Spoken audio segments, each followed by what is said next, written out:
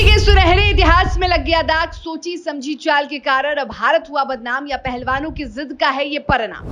ब्रिजभूषण के कारण पहलवानों का उजड़ गया ख्वाब। जिस तिरंगे की शान को बरकरार रखने के लिए दिन रात एक करते थे खिलाड़ी, अब अंतर्राष्ट्रीय स्तर पर नहीं लहरा पाएंगे भारत का झंडा।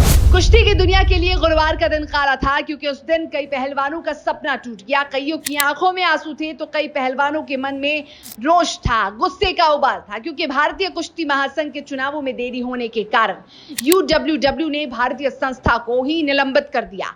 एक तरफ जहां चांद पर हिंदुस्तान का तिरंगा लहरा रहा है, पूरे देश में इसको लेकर जश्न है, तो वहीं दूसरी ओर इस खबर ने सभी को मायूस कर दिया, जब खिलाड़ी जीतकर भी अपने देश का तिरंगा नहीं लहरा पाएंगे। दरअसल डब्ल्यूएफआई के चुनाव में देरी के कारण यह फैसला लिया गया। भारत कुश्ती में बड़ा नाम है और ऐसे में भारतीय कुश्ती संघ की सदस्यता निलंबित करने का असर पहलवानों की मनोबल पर भी पड़ेगा, जिससे उनकी तैयारियां भी प्रभावित होंगी। आपको बता दें कि भारतीय पहलवानों को 16 सितंबर से शुरू होने वाली विश्व कुश्ती चैंपियनशिप में हिस्सा लेना है और फिर महज एक हफ्ते के अंदर ही एशियन गेम्स में खेलने उतरना है। निलंबन के कारण भारतीय पहलवान आगामी विश्व चैंपियनशिप में भारतीय ध्वज तले नहीं खेल पाएंगे। खिलाड़ी भारत का नहीं बल्कि यूडब्ल्यूडब्ल्यू का प्रतिनिधित्व करेंगे। आसान भाषा में यदि आपको समझाएं तो भारतीय खिलाड़ी यदि वर्ल्ड चैंपियनशिप में गोल्ड मेडल जीत भी जाते हैं तो ना तो वहां तिरंगा नजर आएगा और ना ही राष्ट्रगान बजेगा। इतना ही नहीं, अम्मान में हुई वर्ल्ड चैंपियनशिप में भारतीय पहलवानों की जीत से टीम को अंक मिले थे, जिसके कारण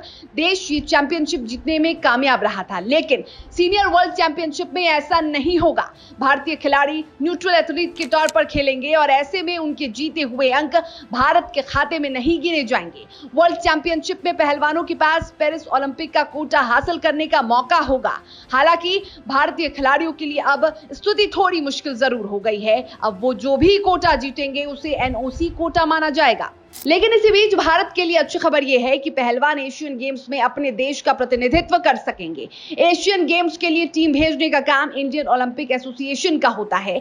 यहां रेसलिंग फेडरेशन ऑफ इंडिया की भूमिका नहीं होती और इसी वजह से एशियन गेम्स में खिलाड़ी तिरंगे तले खेलेंगे और उनके मेडल को भारत के खाते में गिना जाएगा। वहीं इस फैसले को लेकर तमाम खिलाड़ियों का, पहलवानों का गुस्सा सामने आया है। चुनाव में देरी के कारण लिए गए फैसले को लेकर पहलवान व प्रशिक्षक सभी निराश हैं। पहलवान साफ तौर पर डब्ल्यूएफआई के पूर्व अध्यक्ष को इसका जिम्मेदार मान रहे हैं, क्योंकि उन पर महिला खिलाड़ियों के साथ शोषण करने का आरोप था, जिसके बाद तमाम पहलवान धरने पर थे। डब्ल्यूएफआई का चुनाव होना था, लेकिन माना जा रहा है कि उनके ही साजिश के तहत चुनाव नहीं हुए, जिसका खामियाजा पहलवानों को भुगतना पड़ रहा है।